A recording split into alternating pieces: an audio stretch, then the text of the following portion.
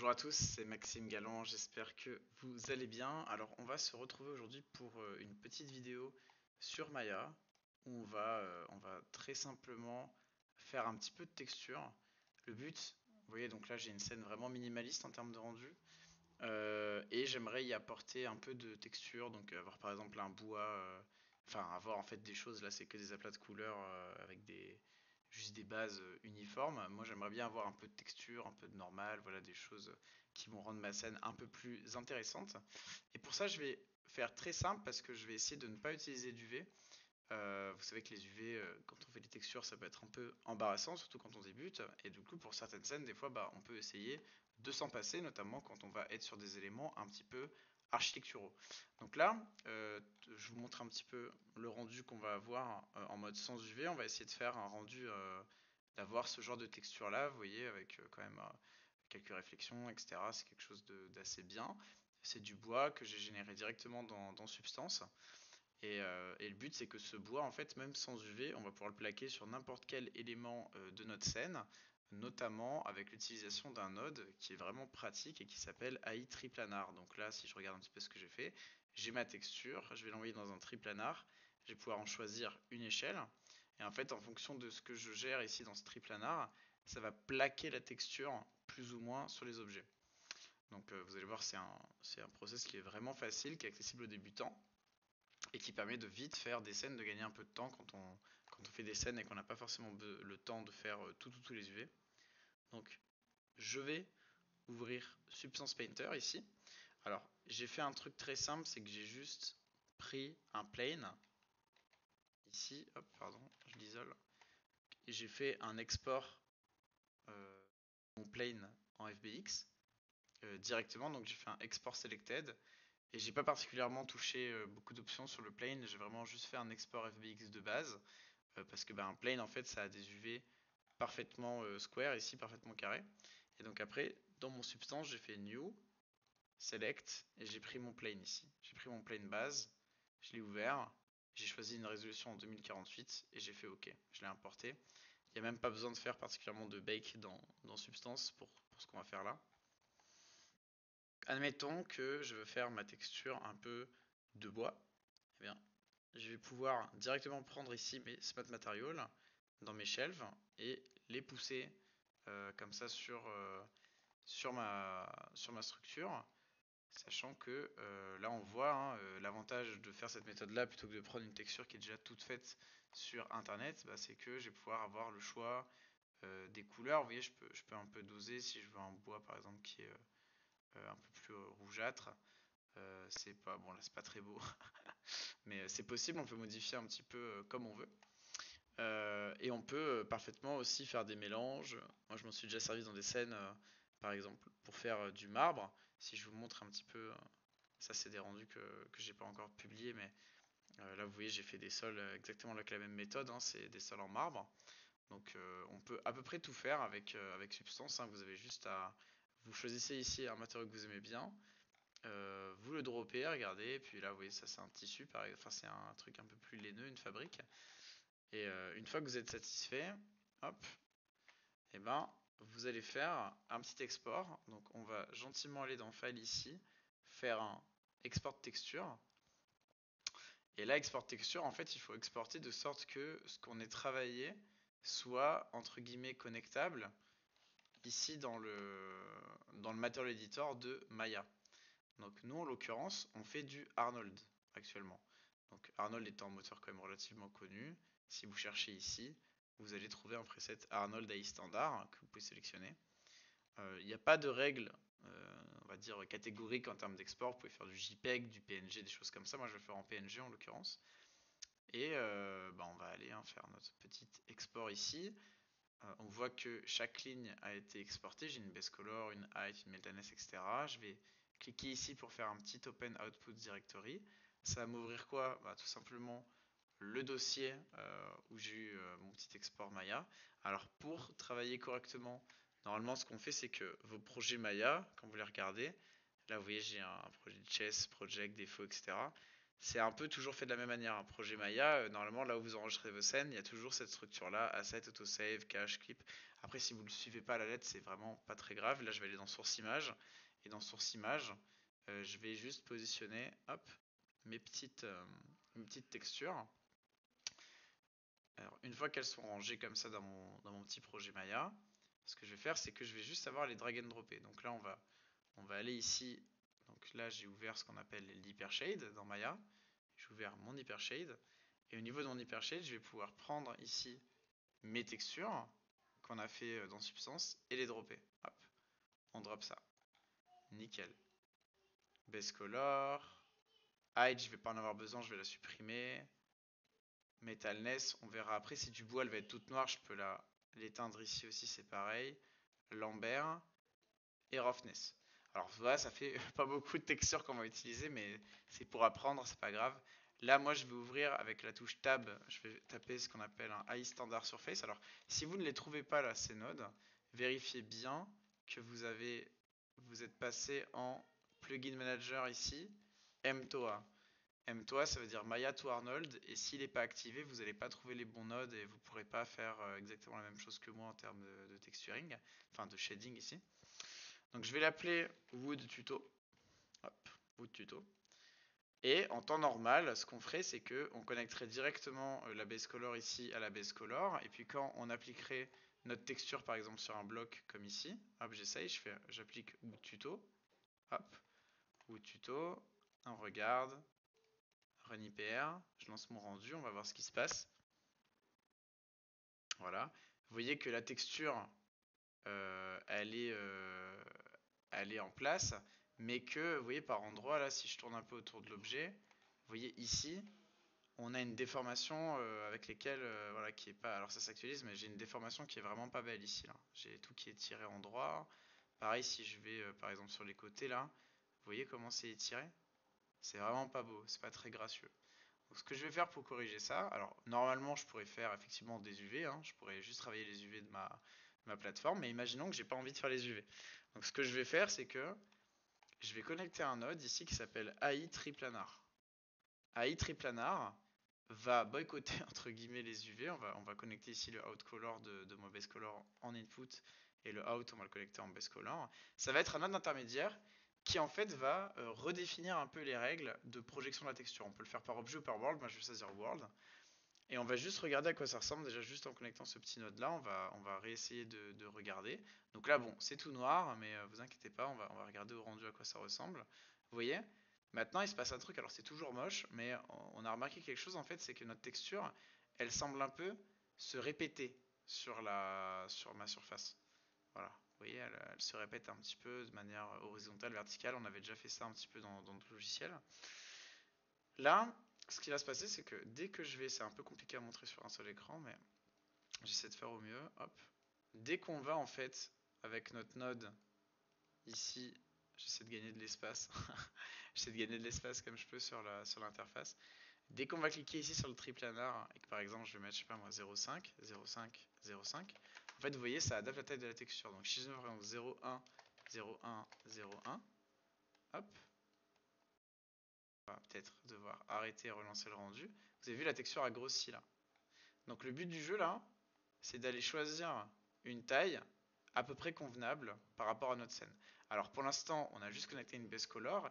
Évidemment, sur un AI standard, il va falloir faire plusieurs choses parce que un AI standard, il a plein de propriétés, hein. Vous voyez que là, le bois, il est un peu, on dirait qu'il est verni. Ça, c'est de l'apprentissage un peu d'Arnold, mais ça dépend en fait juste de son indice de spéculaire. Ça, je vais pas trop rentrer dans le détail. Il y a d'autres vidéos dessus sur la chaîne.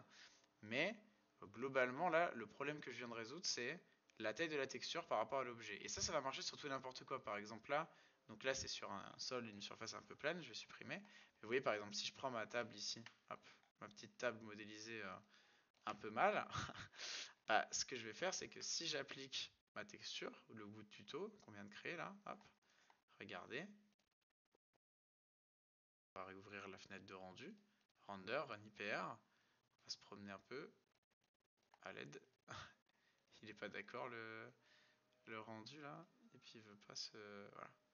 Regardez là, je vois ma scène. Vous voyez sur la table, hop, ça rend pas trop mal, hein. C'est pas horrible quoi. Alors oui, évidemment, ça ne sera jamais équivalent à un texturing où vous allez vraiment déplier l'objet, l'amener dans Substance, vraiment mettre des dégâts sur l'objet, le faire vieillir en fait. C'est-à-dire accidenter les coins, mettre une tache, par exemple, je sais pas, de café à droite à gauche, etc. pour faire un peu vieillir le bois, le rayer. Il faudra trouver un petit peu d'autres moyens d'amener du détail dans sa scène.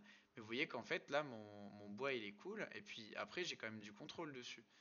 Je peux, par exemple, si je suis en triplanaire ici et que je vais gérer de la rotation, oui, par exemple, si je tourne à 90 degrés sur Y, en fait, vous avez vu, ça a changé les nervures du bois. Maintenant, elles sont plus horizontales. Donc vous avez quand même du contrôle, hein, en partie sur votre scène. C'est pas totalement, on n'est pas totalement dépendant entre guillemets de tout ça. Je vais en faire un deuxième juste pour être sûr que c'est bien clair. Par exemple là on va essayer de faire pour le tapis un velours ou quelque chose comme ça. Donc là c'est la même chose, je vais retourner dans Substance, je vais supprimer ce que j'avais commencé à faire ici sur le... D'ailleurs je vais peut-être essayer de sauvegarder, je vais l'appeler velours rouge, ou velvet rouge, je sais pas si je vais vraiment faire du velours hein, mais on va essayer quelque chose. Par exemple là, alors qu'est-ce que je pourrais prendre? Est-ce que j'ai des smarts qui sont un petit peu là-dedans? Pas trop, peut-être plutôt en matériaux de fabrique. Admettons, je mets ce fabrique là. Et puis ce fabrique là, faut voir, il y a celui-là aussi. Voilà, bon, ça c'est un peu trop de motifs pour moi. Genre, par exemple, cette fabrique là, je peux peut-être la prendre et essayer d'aller choper une couleur un peu différente. J'aime bien le rouge. Euh, on va essayer ça. On va essayer un petit peu ça. Color bottom, la couleur secondaire. Bon, bah oui, c'est pas mal, hein. Juste une version un peu plus sombre. Je refais mon. Donc là, admettons, je suis satisfait de ça. Je vais faire un petit export ici. On sauvegarde. Je refais un petit export de texture. Je vérifie bien que c'est Arnold. Je refais export. J'ouvre l'output directory. Hop, on va les renommer, hein. Ici, elle s'appelle plain base, etc. Je peux essayer de leur donner un nom. Alors, on aurait pu dans nos presets d'export. J'avais déjà fait une vidéo sur les presets d'export dans Unreal. On a essayé la possibilité de faire que les noms soient à peu près intelligents. Là, c'est pas le cas, honnêtement. Pour le tuto, c'est pas très grave. Je vais appeler ça Red. Voilà, hop, on va voir. La height, je vais pas l'utiliser, la metalness non plus. Donc je les supprime directement. Ça sert à rien d'avoir dans mon projet des poids de fichiers inutiles. Hop là, j'ai mes trois textures qui s'appellent Red. Je vais les prendre. Je vais les mettre ici. Hop, elles sont arrivées. Je vais aller dans Maya. Je vais ouvrir l'hypershade. Je vais les dropper ici. Hop. Je vais les dropper ici. On va se créer un AI standard. Surface. On va créer un AI triplanar. Je refais en entier, hein, mais c'est pour vraiment être. Vous puissiez voir que c'est tout le temps la même logique, c'est tout le temps la même chose. Je vais caractériser ici la taille de mon triplanaire. Donc par exemple, on va commencer à 0,1, 0,1, 0,1. Alors ça veut pas dire, c'est pas parce que moi 0,1 ça marche dans ma scène que vous devez mettre la même chose. Là c'est un paramètre sur lequel vous devez aller au tâtonnement. Je répète, le triplanaire, le scale déjà, si vous voulez que ce soit uniforme, vous voyez, il faut mettre la même valeur dans les trois valeurs. En fait, c'est la taille de la texture sur X, la taille de la texture sur Y et la taille de la texture sur Z. Donc plus vous mettez un nombre petit, plus elle va être grossie, et plus vous mettez un nombre grand, plus elle va se répéter. Donc là j'ai ma base color, on va essayer, on va la mettre sur le tapis qui est là. Alors vous voyez quand vous avez fait une scène comme ça et que vous avez déjà rempli, vous voyez, des endroits où j'ai mis du tissu rouge, et ben pour ne pas avoir à resélectionner les polygones un par un et réassigner les matériaux, ce que vous pouvez faire c'est trouver votre précédente texture, en l'occurrence moi c'était red ici, la prendre, ça c'est une petite tips avancée de Maya, et vous pouvez ici, hop, swapper en fait le shading group vers lesquels vous envoyez cette texture. Ce faisant, là je l'ai appelé le fabric red. Voilà. En fait, les textures qui avant étaient reliées à ce matériau-là rouge, maintenant elles sont reliées à mon nouveau AI standard. Ça c'est vraiment bien parce qu'au moins j'ai pas besoin de resélectionner. Si je fais un rendu, on va essayer, hop, pour regarder la taille. On lance notre petit render et on va tout de suite voir.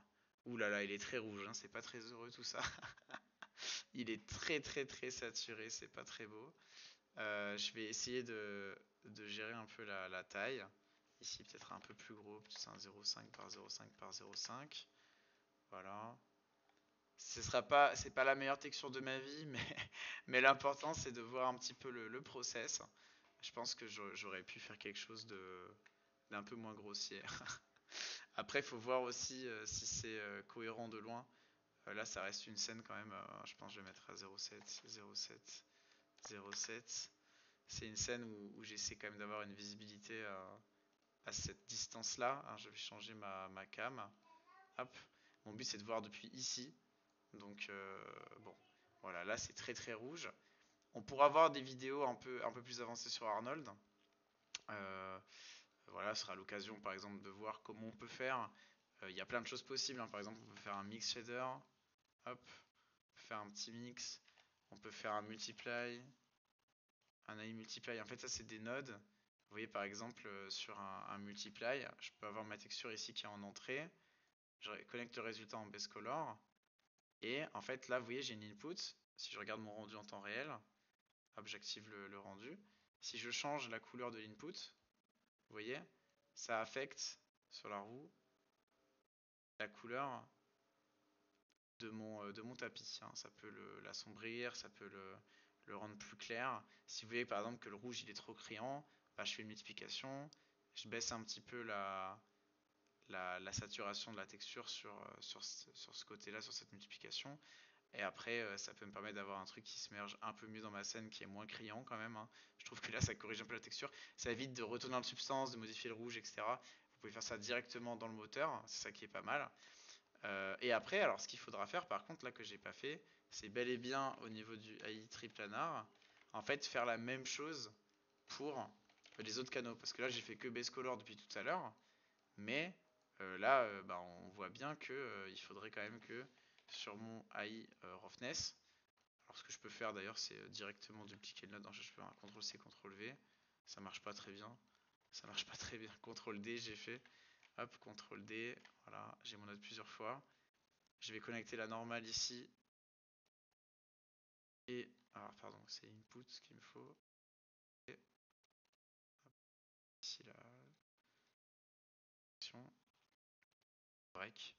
On va rentrer ça dans le triplanar. On voit, ce qui est important, c'est que tous les triplanaires de chaque canal de texture aient les mêmes scales, hein. C'est vraiment important qu'ils aient des paramètres communs pour ça. Parce que sinon, vous voyez la rugosité, ce qui contrôle la rugosité de votre matériau, eh ben, si elle est différente, enfin, c'est pas les mêmes coordonnées entre votre base color et votre roughness, bah, il va y avoir un peu un décalage entre ce que vous voudriez voir et ce que vous voyez. Donc voilà, là j'ai connecté les matériaux. La normale, elle me fait un peu ramer l'ordi. J'espère que l'enregistrement est toujours bon. Mais globalement, voilà un peu notre histoire. Donc c'est facile. N'hésitez pas à poser des questions en commentaire. Après, on peut appliquer ça sur à peu près tout et n'importe quoi, et ça va nous aider à faire des scènes qui sont un peu plus texturées facilement. Et on est content. Voilà, à plus tard. C'était Maxime. Bye bye.